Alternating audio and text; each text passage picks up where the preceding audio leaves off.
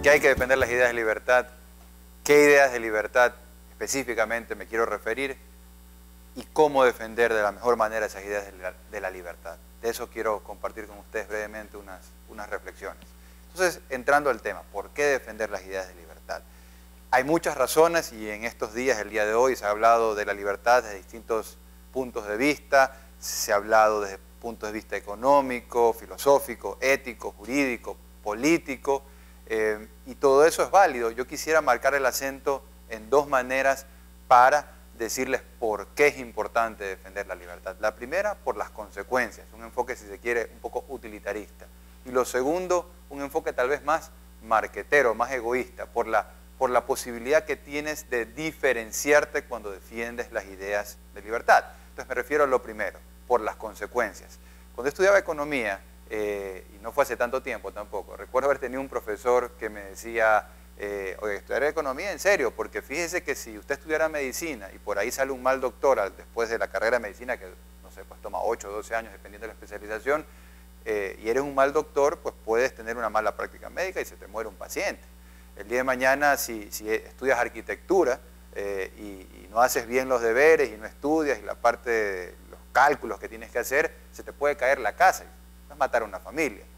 Pero un economista, si no haces bien los deberes, si no te ocupas de entender bien cuál es la buena economía y para la mala suerte de tu país llegas a pasar a estar como ministro de Economía o peor aún, presidente de un país y no sabes de economía, puedes cargarte a todo un país. Entonces las consecuencias son importantes, las cosas que hacemos o que dejamos de hacer, o sea, el hecho de estar aquí y no estar, no sé, en una discoteca, tiene un costo de oportunidad, pero si estamos aprendiendo cosas, eso vale oro, y tal vez ese oro hoy no es tangible, pero ustedes van a ocupar cargos importantes de liderazgo un poquito más adelante en su vida. Yo recuerdo cuando tenía, no sé, 19, 20, 21 años, y uno no está tan claro en qué va a hacer con su vida, si va a vivir en el país donde vive, si va a ir a otro lado, si te vas a casar, si es con la novia o no. Entonces son tiempos donde hay mucha turbulencia emocional, pero eso pasa, y luego te vas asentando y ustedes van a ocupar posiciones de liderazgo, y es importante que tengan claras las ideas. Y si una idea quisiera yo que tengan clara, es que la libertad es importante, la libertad individual. Y la libertad no se negocia ni se regatea, es un principio que tú lo tienes que respetar y hacer respetar, de todos, de los políticos, de los empresarios, de quien corresponda, de los académicos, porque muchas veces en la propia universidad tienes académicos con muchas credenciales, pero que tienen cierto desprecio por la libertad, y a la libertad hay que defenderla. Entonces, esas ideas tienen consecuencias. Pónganse a pensar, hablo tal vez más del Ecuador porque es el país donde vivo, pero el Ecuador pues no es Suiza, ¿no? Por mucho que los socialistas del siglo XXI nos quieran decir que en 10 años han hecho de esto pues una Suiza. La realidad no es esa, porque cuando tú miras las cifras oficiales, las que ellos producen, hace casi 10 años, cuando ellos entraron al poder en el 2007, 6 de cada 10 ecuatorianos no tenían un empleo formal, tenían un empleo precario. Han pasado todo este tiempo, el socialismo del siglo XXI, han tenido plata, mucho dinero han tenido, tú miras las cifras de empleo, todavía 6 de cada 10 ecuatorianos no tienen ese empleo formal de calidad. Entonces, algo está pasando con el socialismo del siglo XXI que más allá de lo que nos dice la publicidad, no le resuelve los problemas a la gente. Y la gente lo que quiere es que le resuelvan el problema. Y de ahí la oportunidad, ¿no? Para destacar y decir, yo te puedo resolver el problema desde mi ámbito empresarial, académico, o los que se quieran dedicar a la política, pero con unas ideas de libertad. Y el liberal tiene que asumir ese rol pedagógico. Muchas veces te quiere convencer la gente, no digas que eres liberal, di más bien que eres del centro, de la mitad, ni de allá, ni del otro lado. Pero yo los invito a ustedes a que se empapen de las ideas, se definan por un grupo de ideas y las defiendan de manera abierta y a carta cabal. Es lo mejor que ustedes pueden hacer para su sanidad mental y para efectos de ejercer ese legítimo rol pedagógico y educar a la gente, decirles, mira, este es un camino que no ha sido transitado. Y eso me lleva al segundo punto, ¿no? La diferenciación. Si tú eres liberal en el Ecuador, en Colombia, en Perú, en Centroamérica y tal vez hasta en los Estados Unidos, te diferencias. Eres algo raro realmente. Tienes una ventaja porque estudiaste economía, derecho, arquitectura, la materia que hay, relaciones internacionales, política, lo que fuera, tú estudias pues el mainstream, ¿no? lo que estudian todos. Y ahí no suele haber muchas enseñanzas liberales, salvo que tengas la suerte de ir a una universidad en específico con un profesor muy particular. Entonces, la ventaja que tienes cuando te autoeducas como liberal es que sabes lo que saben los demás y un poquito más. Y eso no tienes que estar en un pedestal y sentirte superior, porque definitivamente no somos superiores por ser liberales, pero sí tenemos un conocimiento que los demás no tienen y que tenemos que aprovecharlo como una palanca para poder progresar en nuestra vida. Yo sé que aquí algunos al final del día van a dedicarse a los negocios, van a trabajar en empresas, otros van a crear empresas, otros irán por la academia, otros irán a la política y otros quién sabe por dónde estén en unos años. Pero no importa donde tú estés, si tú eres liberal, tienes más argumentos en tu mochila, ¿no? En tu backpack. Vas a tener más argumentos y te va a permitir eso poder llegar a más gente y poder ver las cosas de una manera distinta, porque cuando te vas a una fiesta, a un cóctel, a una discoteca, bueno, en una discoteca no se habla mucho, al after party después de la discoteca, y hablas con gente, todo el mundo está hablando dentro de un paradigma, ¿no? Donde hay un estado de bienestar. Entonces, qué sé yo, agarremos el tema de la seguridad social, donde se supone pues, que el Estado tiene que proveer el servicio de la seguridad social. Entonces la discusión no está ahí, la discusión es si lo hace, si en vez de fulano va sutano, o sea, quién es el funcionario público que debería estar ahí, o un problema puntual de corrupción, pero todo está dentro de un marco. Y el liberal dice, no, pues hermano, sí, la seguridad social debería ser producida de manera competitiva, ¿no? Entonces, y sacas los ejemplos, el tema de Chile, etcétera. Pero ese bagaje normalmente no lo tiene la persona que no se preocupa por cultivarse en las ideas. Y las ideas tienen consecuencias. Yo sé que a veces se dice, bueno, pero eso tiene consecuencias si me voy a dedicar a la política o si voy a estar en el ámbito de la política pública, pero como empresario, como profesional, no veo qué tanta importancia pueda tener esas ideas de libertad. Y la verdad es que tienen toda la importancia del mundo. Normalmente pensamos que los empresarios, la gente que se dedica a la empresa, bueno, esos son liberales por default. Y realmente casi que no hay empresarios liberales, ¿no? Tú tienes empresarios socialistas, que son la mayoría de los que yo conozco, no sé ustedes, pero estoy en un gremio y conozco bastantes. Estoy en el gremio que tiene más empresarios, más socios, más de 10.000 socios, y es el más antiguo de todos. Y la mayoría de los empresarios son socialistas, esa es la verdad. No es que es pecado, pero eso es así. Hay que entenderlo para poder comprender cómo funciona ese animal y poder domesticarlo. Entonces, los empresarios son socialistas, una buena parte. Luego tienes otros empresarios que no son socialistas, ¿no? A ver, voy para atrás. ¿A qué me refiero con que un empresario sea socialista? El empresario puede ser pequeño o grande, o sea, puede ser dueño de una multinacional, puede ser dueño de la tienda del barrio. O sea, no es el tamaño lo que te hace socialista o liberal. El empresario puede tener doctorados o puede ser una persona con educación muy básica, tampoco pasa por ahí. El tema es que este es un empresario que le ha ido bien, ¿no? En su escala, le ha ido bien en la vida, en los negocios, pero porque no se preocupó por las ideas o no tuvo la suerte de que alguien le pase un libro, le cuente unas cuantas cosas que ustedes hoy sí las saben. Ese empresario a lo largo y ancho de su vida va desarrollando un vacío, un hueco, un vacío existencial. Y los vacíos se llenan con lo que hay, ¿no? Con lo que hay. Entonces, ¿qué es lo que más hay en el ambiente? Bueno, en Ecuador, Colombia, Perú, y te vas para cualquier lado, lo que más hay en el ambiente es socialismo, en cualquiera de sus formas.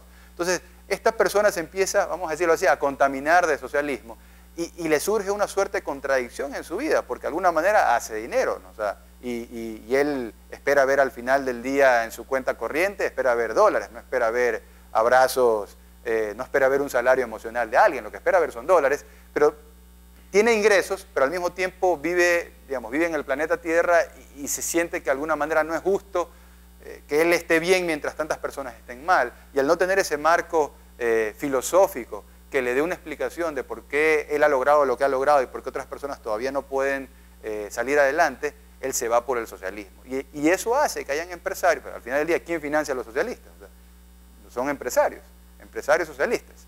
Entonces, financias ONG socialistas, y aquí en el Ecuador hay varios ejemplos de eso, financias partidos políticos socialistas, iniciativas socialistas.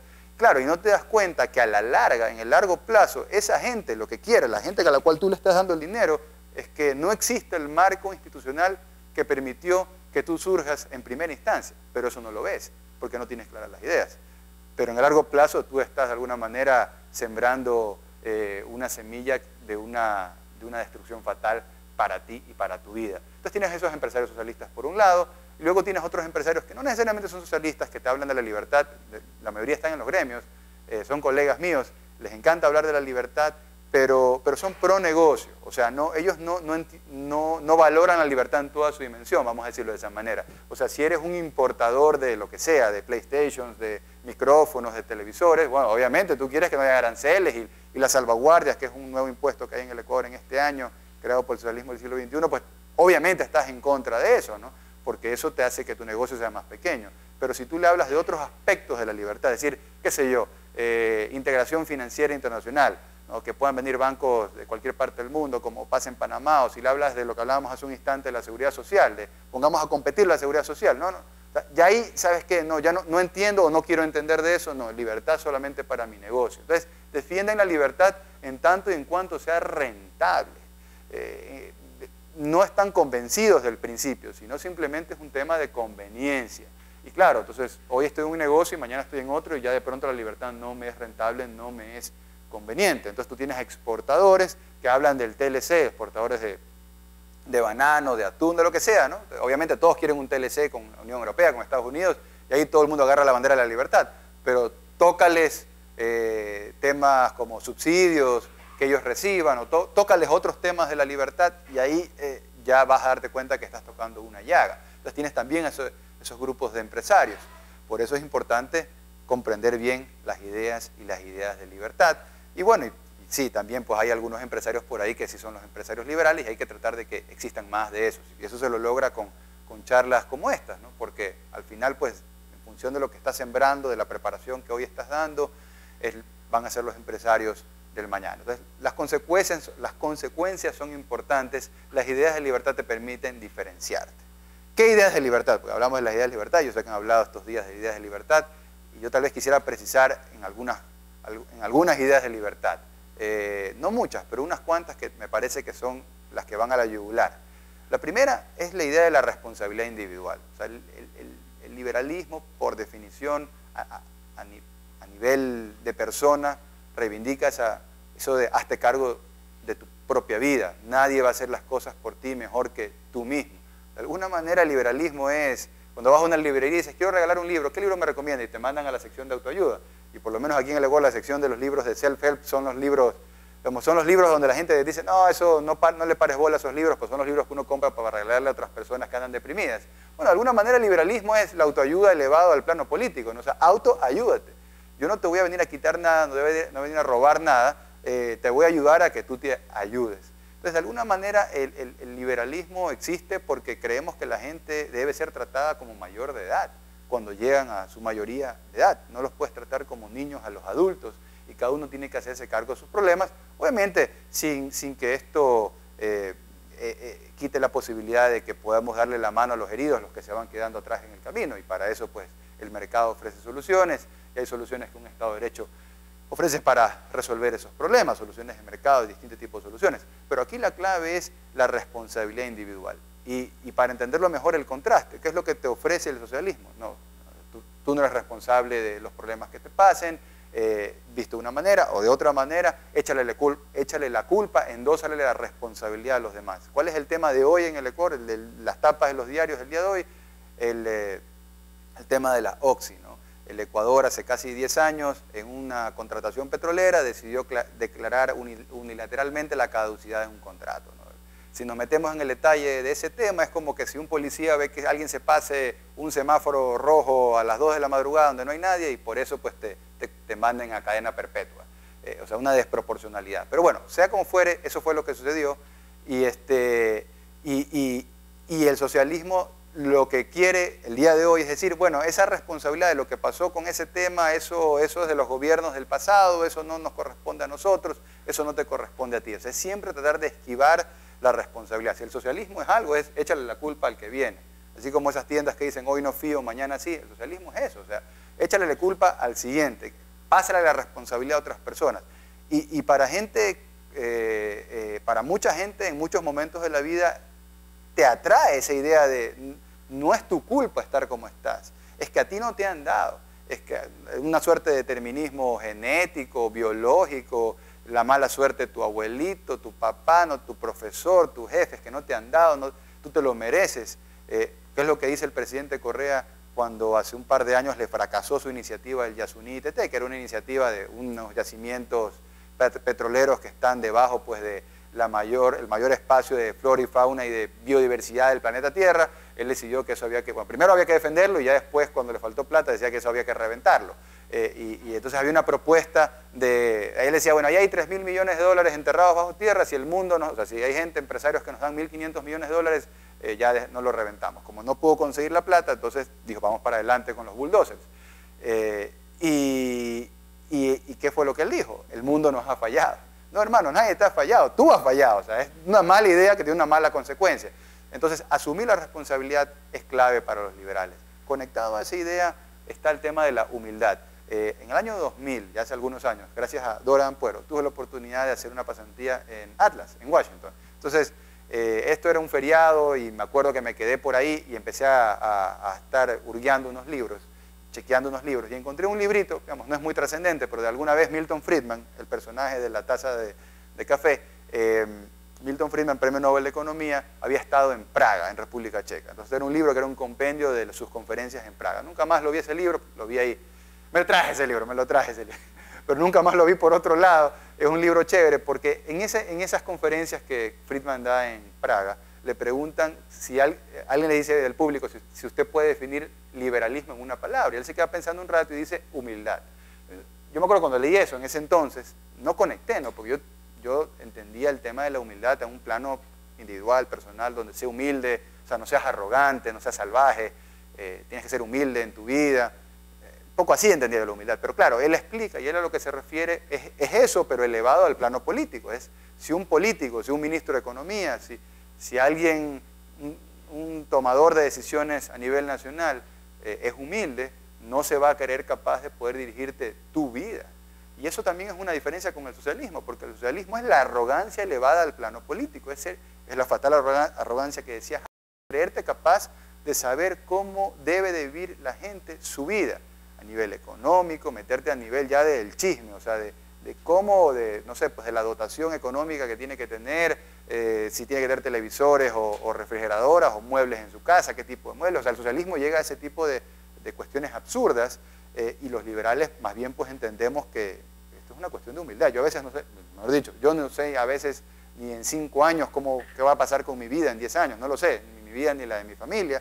Peor pues voy a pretender dármelas de sábelo todo y querer imprimirle una dirección a la vida de cada uno de ustedes. Sin embargo, si eso les parece una tontería, bueno, eso es lo que ofrecen los socialistas, dirigirnos nuestra vida. O sea, eso es el socialismo.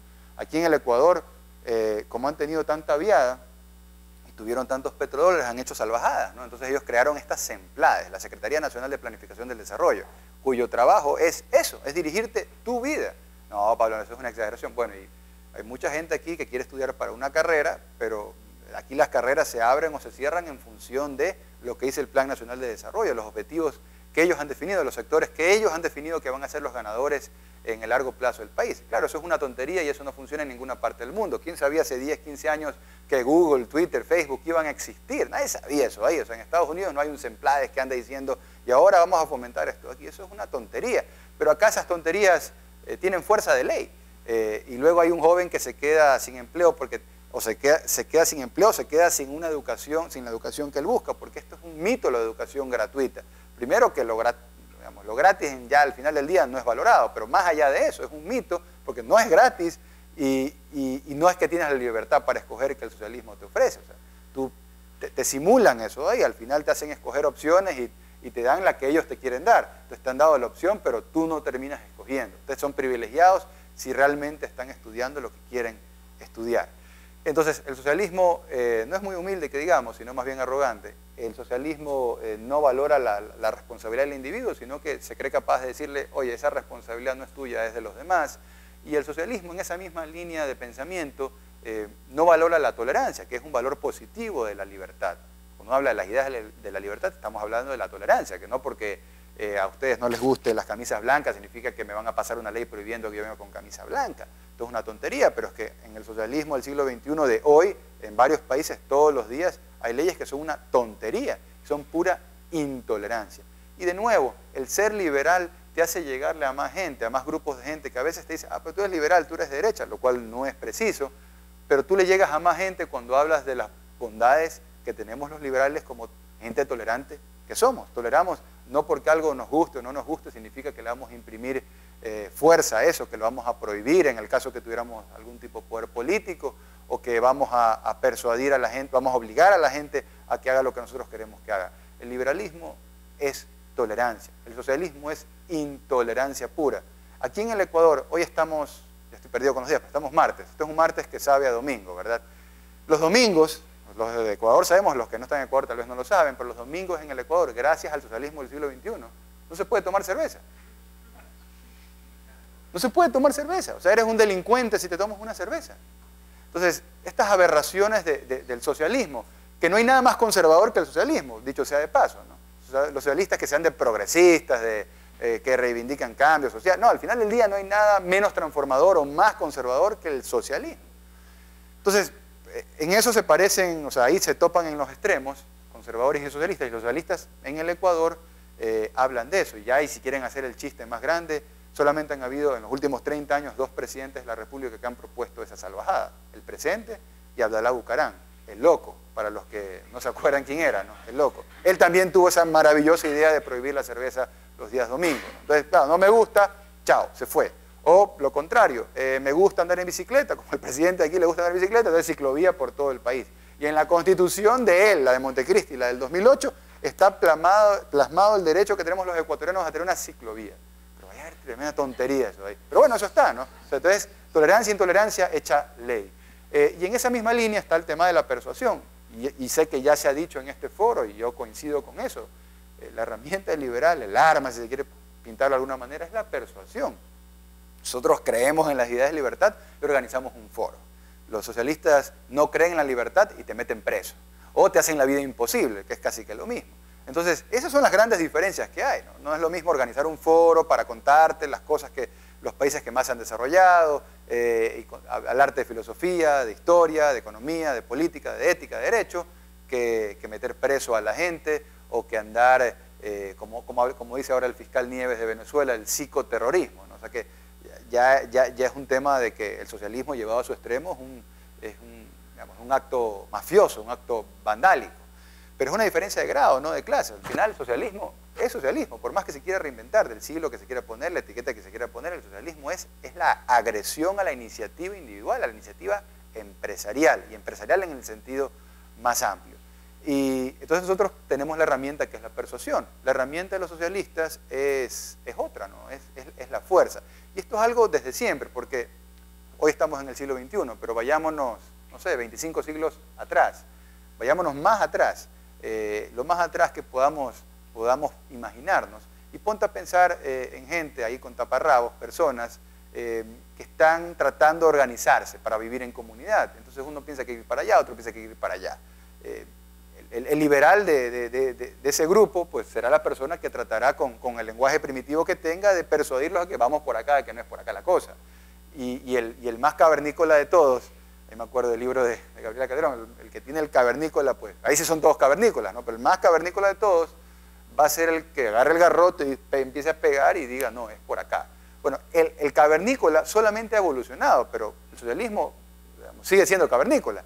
El cavernícola que era el garrote pasó a ser una bayoneta y hoy es una ley, pero sigue siendo lo mismo. Yo creo que tú deberías de hacer esto y yo tengo el poder y tú vas a hacer esto. Y ya está, y no hay explicación. Y es más, págamelo porque te lo cobro impuestos para financiar estas salvajadas que se me ocurren a mí. Entonces el socialismo es la poca evolución de ese cavernícola interior que hemos tenido. Y por último, liberalismo tiene que ver con una idea importante, ya para cerrar, que es la del mérito, ¿no? La meritocracia, en vez del privilegio, el privilegio político. Por aquí quiero hacer una precisión. Alguna vez en un coloquio en Guatemala le escuché a Walter Castro, que por aquí lo veo, al maestro Walter Castro, una precisión con la cual yo, digamos, estoy totalmente de acuerdo y la quiero decir. Él decía que el mercado, digamos, la sociedad libre, no premia la meritocracia, sino la exitocracia. Y eso es así, y eso es así. El mercado es la exitocracia. Al final no es que, esto no es como en el colegio, ¿no? Que, profesor, pero póngame notas por el razonamiento. No, cavernícola, solamente el resultado. En el colegio generalmente sí puedes convencerlo de que le pongan una nota por el razonamiento. En la vida empresarial, en el mundo real, nadie te va a calificar, nadie te va a pagar por el razonamiento, por el esfuerzo, por el mérito. Decía Walter Castro, aquí el tema es el éxito. Entonces, el mercado premia el éxito. Pero lo bonito de esto es que los socialistas lo que premian es el privilegio político. Y esa es la contradicción, ¿no? Porque se venden como este movimiento de masas, obrero, para reivindicar los derechos de los trabajadores, y al final del día lo que están vendiendo son espejos, humos y muchos privilegios. Porque la igualdad ante la ley, que es lo que nosotros defendemos, es distinto a la igualdad mediante la ley que defienden los socialistas. Y yo les digo algo, ¿no? Cuando tú dices vamos a ser todos iguales ante la ley, eso suena chévere. Pero la parte fea de la igualdad ante la ley, que los liberales un poco la escondemos debajo de la alfombra, pero hay que decirla, es que ser iguales ante la ley quiere decir que no por el hecho de que tú seas rico, la ley va a ser favorable para ti. Yo sé que eso suena chévere, hasta ahí estamos bien. Está bien, Pablo, somos iguales ante la ley, no porque tú tengas plata, la ley te va a dar favores, vas a tener privilegios, tú vas a ser medido igual que todos. Perfecto, pero es que ahí viene la otra parte, la otra cara de esa moneda. Bueno, no por el hecho de que tú seas menos afortunado, que no seas rico, que seas pobre, la ley va a ser especial para ti. Y ahí es cuando a la gente le duele el alma. Y dice, no, pues espérate un ratito, ¿no? Ahí sí tiene que la ley ser diferente. Bueno, entonces, ¿qué estamos defendiendo? ¿Igualdad ante la ley o igualdad mediante la ley? Ahí hay que trazar la línea. ¿De qué lado estás? ¿Estás con los socialistas o estás del lado de la libertad? No hay manera de repartir cosas sin cargarte la libertad de alguien. Ahora, en el mercado y en el Estado de Derecho hay maneras respetuosas, lógicas de lograr esa redistribución, porque realmente el mercado ya distribuye, esa redistribución de riqueza para que el herido pueda darle la mano, para que nadie se quede atrás y para que todos puedan tener en el sentido más, digamos, más amigable esa mayor cantidad de oportunidades. Porque, volviendo al Ecuador, pues no estamos en Suiza, aquí estamos en el Hotel Hilton Colón, el mejor hotel del país, pero no nos tomaría 5 minutos llegar a partes donde nos sentiríamos que estamos en Calcuta, estamos en el Ecuador. Entonces, hay ese desafío y no lo podemos resolver solamente con ideas. Las ideas tienen consecuencias y el desafío de ustedes es poder traducir esas ideas en políticas públicas, en herramientas, en propuestas que le permitan ver a la gran sociedad de sus países o del Ecuador, que la mayoría de ustedes son de aquí, que la libertad es la mejor opción. Para terminar, hoy en día hay gente que dice que el mayor tesoro nacional que existe es la palabra del presidente. No se lo ha dicho, no se lo han escuchado, pero lo han dicho por aquí. El mayor tesoro nacional es la palabra del presidente. No, yo creo que el mayor tesoro nacional no tiene nada que ver con eso. El mayor tesoro nacional es la libertad. La libertad es siempre el mayor tesoro. Y la libertad no hay que canjearla por nada, no hay que canjearla por carreteras, no hay que canjearla por nada, por promesas. La libertad es nuestra, nos la han quitado en distintos países, en distintos momentos, y hay que empezar a recuperarla. Y recuperas las cosas cuando tomas conciencia. Y esto se trata de poder vivir mejor, de entusiasmar a más gente a que recupere su libertad, que es algo que te pertenece, pero unos piratas te la están quitando y te están dando unos espejitos a cambio y no nos estamos dando cuenta. Te están dando un espacio para que juegues y te diviertas un rato y no te das cuenta que las mayores partes de la libertad te las están cercenando cada día, porque eso es lo que hace el socialismo. El socialismo es el enemigo de la libertad y la libertad hay que defenderla todos los días y este es un foro que creo que sirve muchísimo para eso. Así que les quiero agradecer, quedo a las órdenes de subir algún tipo de pregunta, pero ya saben, no hay mayor tesoro que la libertad y la libertad no se la canjea nunca por nada a nadie. Muchas gracias.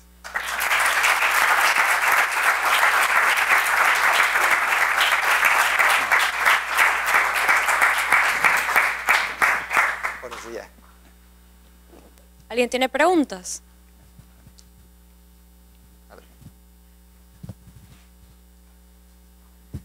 Bueno, buenas noches con todos. Pablo, un gusto el poder conocerte.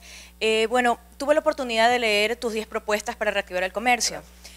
Quisiera saber cómo tú crees que podríamos nosotros como jóvenes impulsar, llevar esas ideas a debate para que pueda de alguna u otra manera cambiar la economía del país. De acuerdo. Gracias, Andrea, por la pregunta. Andrea se refiere a unas propuestas que lanzamos como Cámara de Comercio hace unos días, que son las ideas de libertad, simplemente que son aquellas ideas de libertad que de alguna manera vienen a resolver los problemas de la coyuntura y, digamos, lo hicimos a manera de decálogo. a la pregunta concreta, mi respuesta concreta sería que se apropien de esas ideas, porque esas ideas, digamos, no son nuestras, lo único que hemos hecho es empaquetarlas, ponerlas bonito, y como decíamos hace un rato, la libertad te permite diferenciarte. Si ustedes agarran esas ideas, hacen una rueda de prensa como movimiento de PL, como el movimiento que fuera, o como jóvenes preocupados por el país, o piden una audiencia en la comisión de la asamblea, porque por ley se las tienen que dar, porque trabajan para nosotros esos salvajes que están ahí. Yo creo que esa es una manera concreta de decir, miren, aquí hay unas ideas, independientemente de que Cámara de Comercio, de donde vengan, pues, digamos, pero aquí hay unas ideas que nosotros queremos que sean discutidas en la asamblea, y eso ayudaría a la discusión nacional.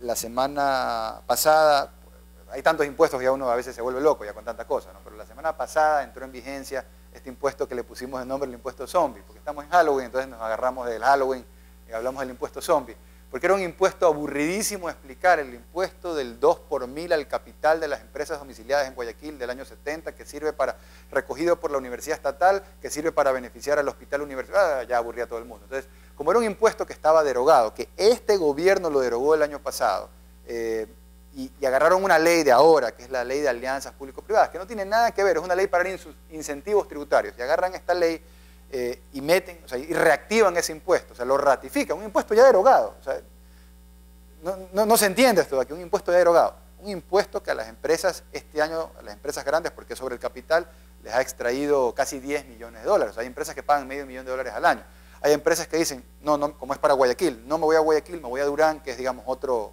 condado, otra ciudad que está pasando el río, y ya no pago ese impuesto. Entonces, es un impuesto que le resta competitividad a Guayaquil. Pero nosotros agarramos este tema, le pusimos lo del impuesto zombie, porque como ya estaba muerto y lo revivieron, Walking Dead, entonces nos fuimos con el tema. Y eso fue una mecha que prendimos y ¡puf! Empezó a reventar. Y empezó a tener algún tipo de eco. Y en ese momento nosotros hablamos de que hay que cambiar la conversación nacional. Y que por lo menos pongámonos de acuerdo en una cosa.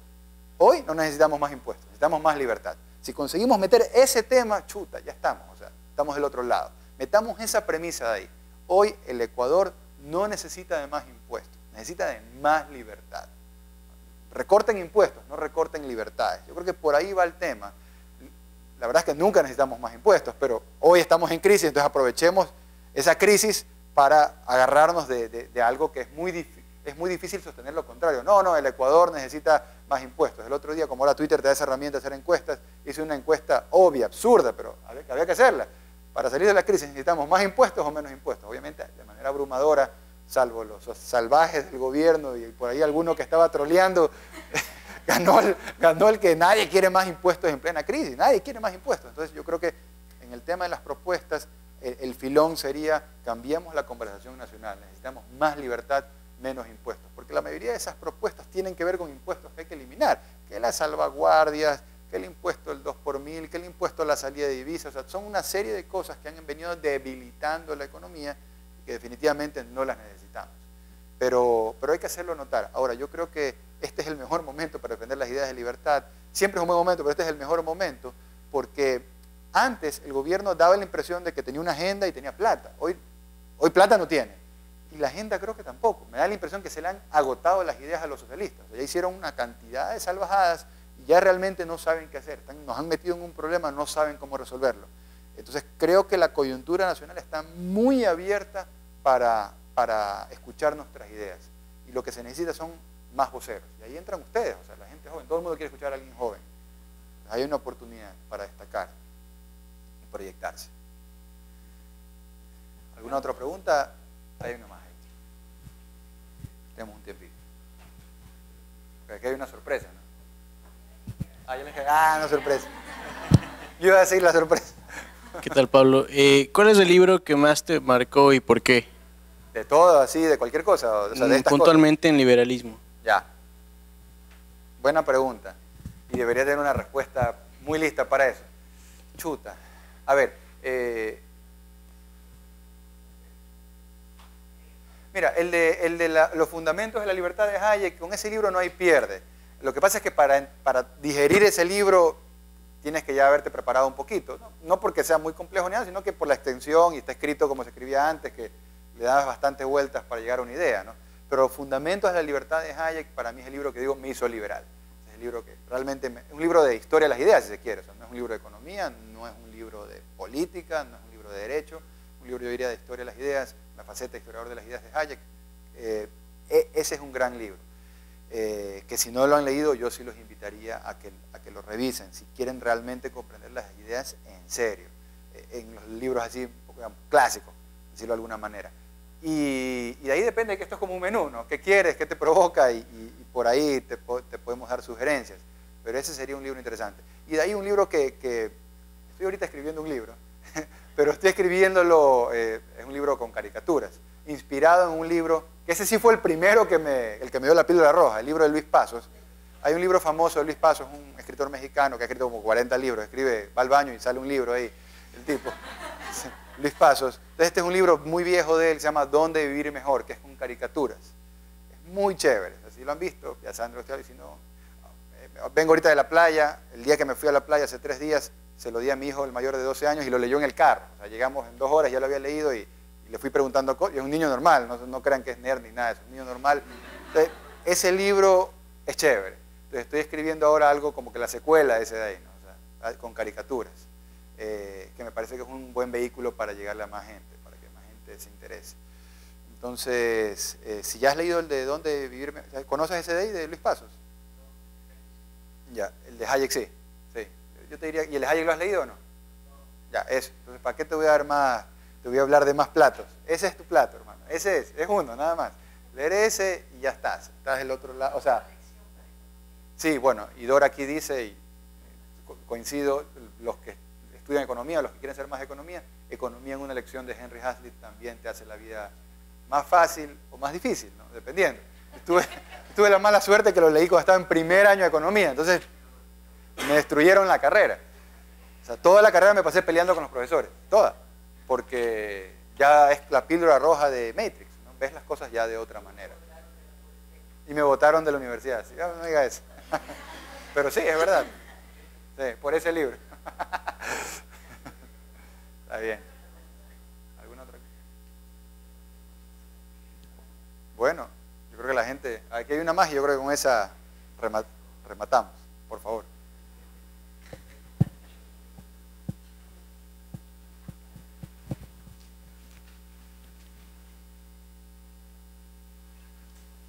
Buenas noches, mi nombre es Kelly Guevara.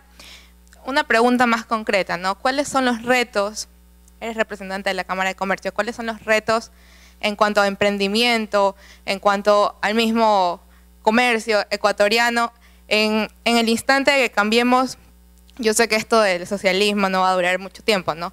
Y en el momento que cambiemos, ¿cuáles van a ser los retos? Por ejemplo, para ser un poco más concreta, el tema de los impuestos, ¿no?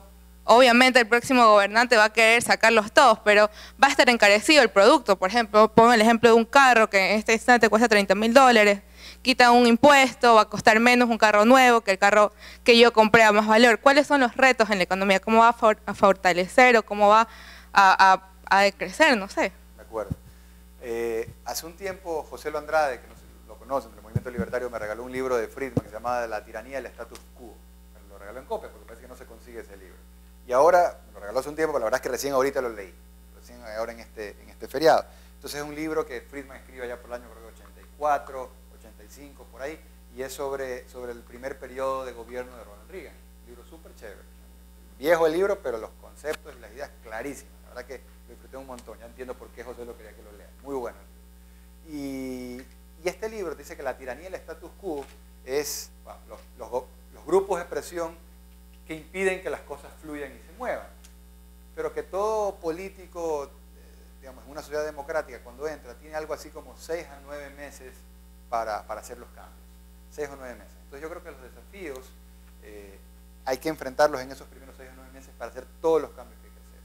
Primero, o sea, digamos, sin dar ahorita un plan de gobierno, que no es la respuesta para la pregunta que tú haces, pero definitivamente tiene que haber una reforma tributaria. Este gobierno ha creado una cantidad importantísima de impuestos y son impuestos completamente innecesarios. La economía no los necesita, o sea, son solamente con un afán recaudatorio. Por ejemplo, el impuesto a la salida de divisas.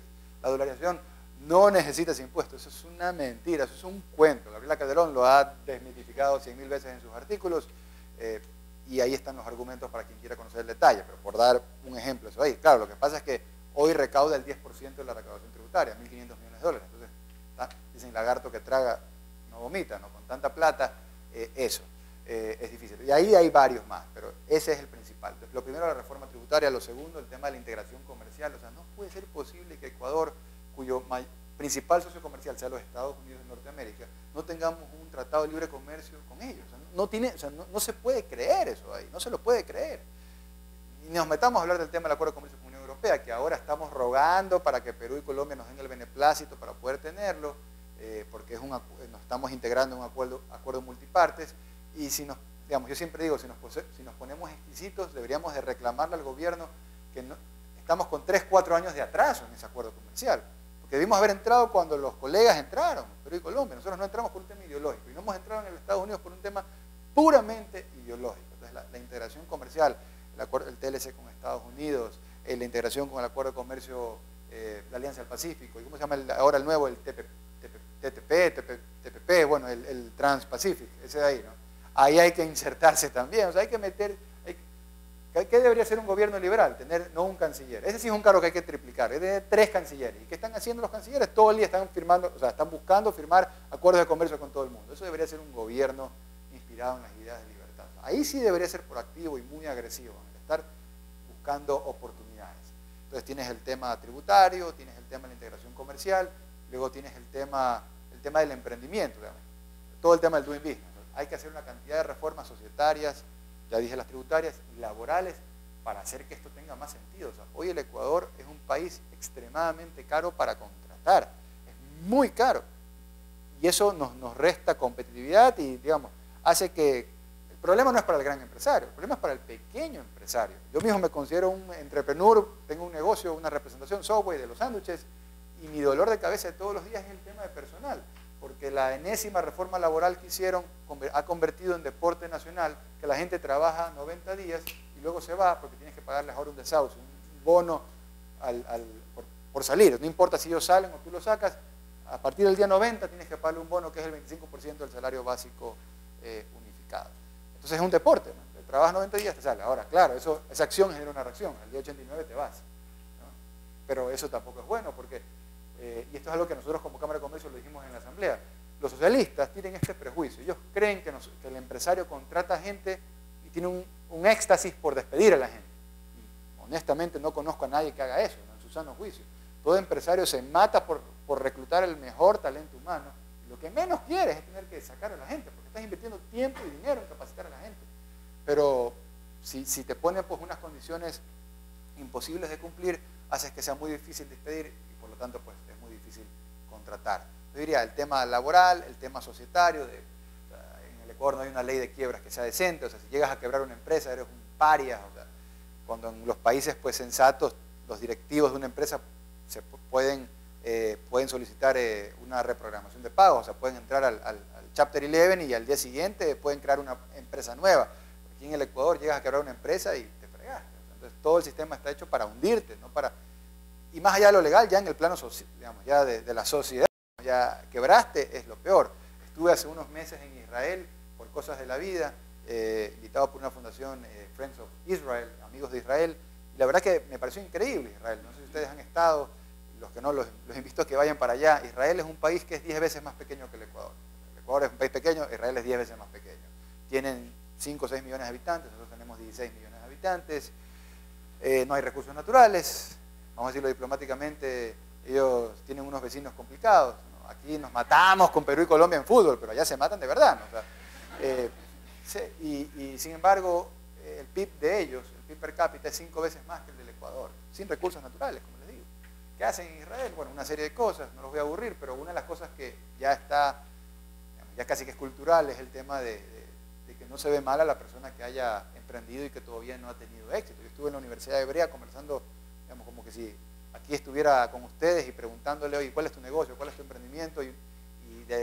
Vamos a decir, si hablé con 10 personas, 8 habían quebrado todo lo que habían hecho. Y sin embargo, te lo contaban. Yo les decía, oye, pues no te da vergüenza contármelo, porque a mí me haría vergüenza pararme en Guayaquil y empezar a hablar de todos mis fracasos. Dice, no, o sea, eso es normal aquí. Y desde el punto de vista del inversionista, prefieren hacer negocios con alguien que ha emprendido, ha fracasado, pero tiene un aprendizaje, versus una persona que tal vez no ha fracasado nunca, pero tampoco ha emprendido, no tiene ese aprendizaje. Entonces, eso me pareció interesante y creo que por ahí también hay una reforma. Entonces, creo que por ahí pasan las cosas. Y la clave es que quien venga tenga claro que lo que necesitamos es más libertad. Por eso hay que cambiar la conversación nacional, ¿no? El tema es la libertad.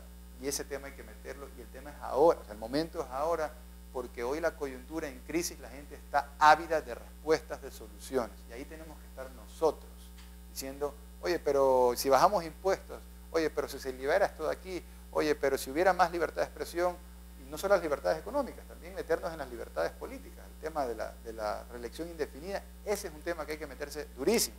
O sea, es fundamental para la democracia que exista alternancia, que no haya un salvaje que todo el tiempo pueda estar gobernando. Eso lo creía hasta el propio presidente de la República hasta hace un año. Él durante 8 años dijo que él estaba en contra de eso. Y de un día para otro dijo, bueno, la verdad que pensándolo mejor, creo que no hay nadie capaz en el Ecuador, no hay nadie capacitado, yo tengo que me tengo que sacrificar por el equipo. Y no, váyase a su casa. Hay bastante gente capaz aquí que queremos libertad y queremos que más gente pueda oxigenar la democracia. Yo creo que eso hay, más libertad, menos restricciones. Por ahí van las cosas. Gracias. Bueno, muchas gracias.